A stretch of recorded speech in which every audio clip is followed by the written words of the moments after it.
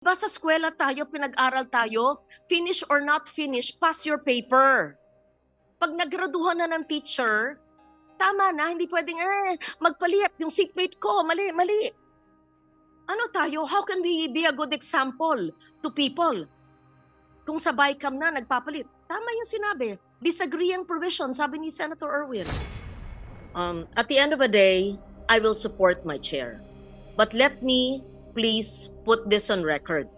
Just like I spoke last night and now about the OTR, it's the same issue with the Department of Agriculture. If the more than 8 billion pesos worth of farm-to-market roads were indeed essential in serving our farmers in the hinterlands, why was it not included in the NEP or even in the HGAB? Even if you say that there are coordinates, why did they swap? So I would like to know, what were the more than 8 billion pesos worth of FMRs that are deleted now from the HGAB and the Senate version that we are reviewing in the BICAM? Sino po ang mga magsasaka na maaapektuhan sa matatanggal na FMR dahil pinalitan ng DA ang kanilang listahan ng farm-to-market road? I don't understand.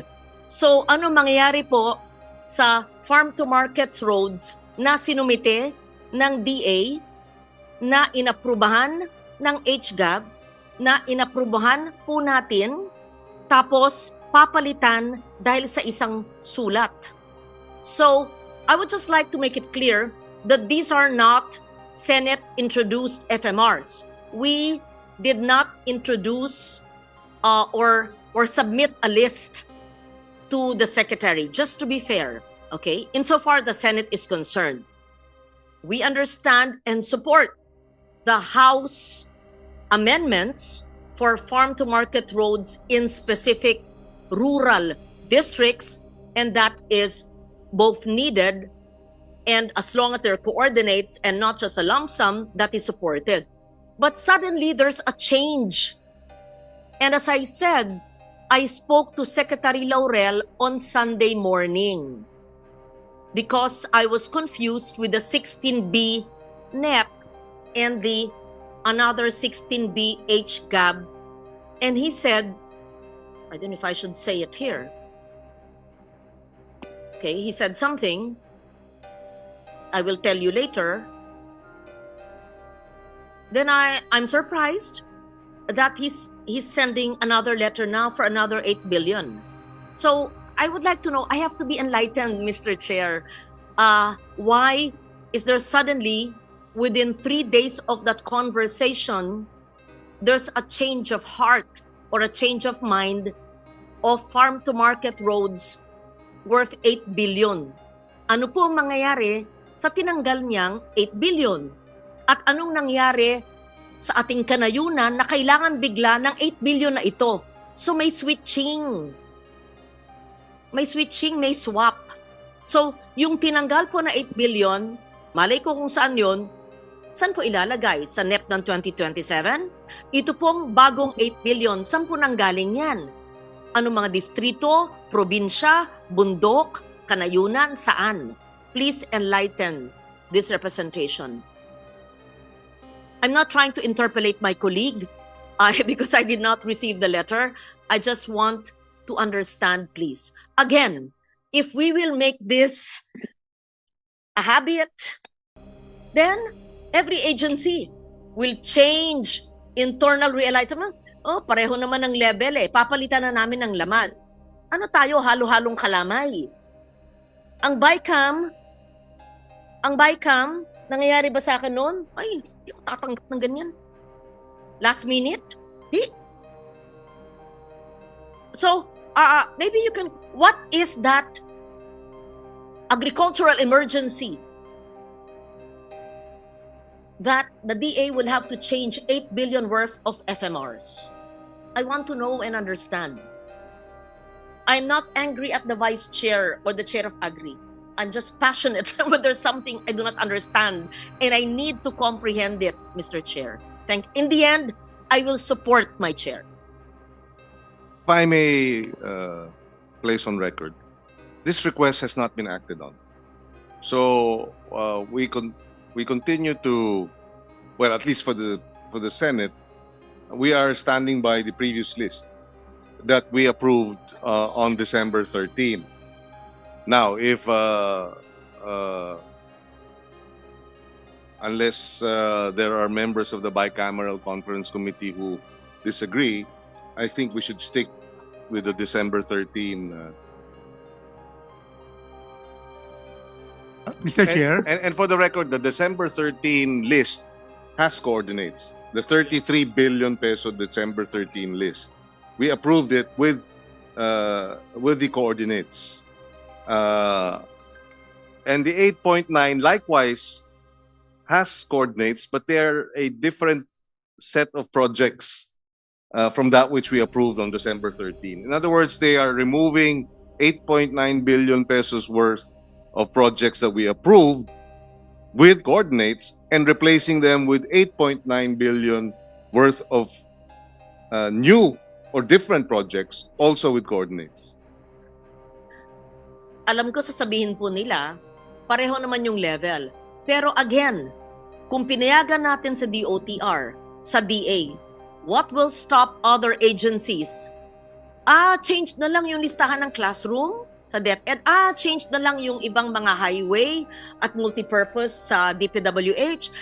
Palitan na lang lahat ng irigasyon sa NIA. Tanggalin na lang. These lapses will affect the planning of projects that are, we're so diligent in our responsibility to plan, to submit requirements. Tapos isang sulat lang, palit. I think you have, I'm sorry, Mr. Chair. Okay, hindi ako yung chair. Ano yung dahilan? May dahilan. If it's a national security issue, yes. If it's so important, yes, I want to understand. Gusto ko lang maintindihan.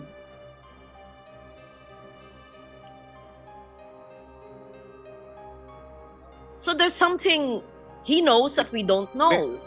May I venture a guess based on, well, Not guess. no, it's not a guess. Let me finish, ma'am. ma'am. May I venture a guess based on the letter that he sent to us and the reason that he gave? Part of the reason that he gave was, please be informed that the earlier submission was made without the approval of the Secretary of Agriculture, as the undersigned was on official medical leave at that time. So, and this is where my guess comes in.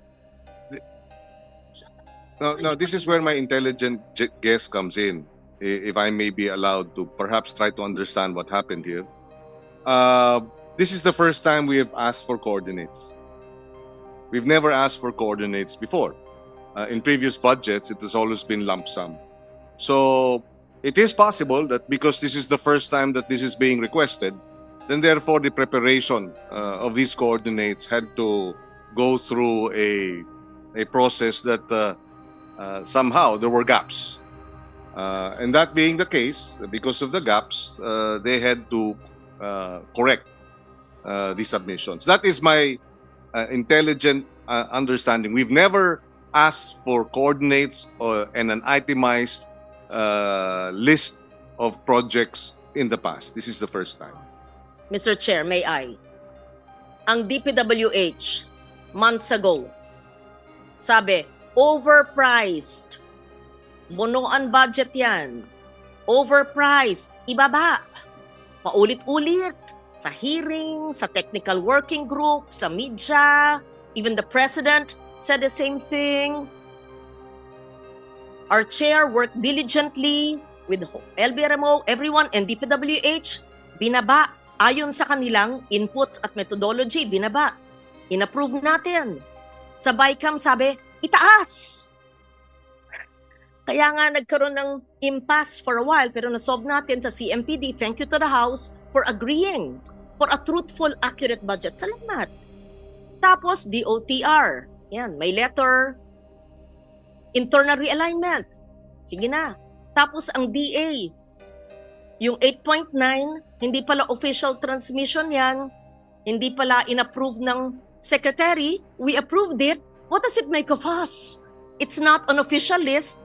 Now this is the official list. So we better have rules. I think the bicameral committee has to have rules. When there are letters from the cabinet, that means letters given to the chair are not official transmission. We have to check. There should be maybe a watermark. So they're saying that these were not official transmissions because the secretary was on medical leave. Ano ibig sabihin yan?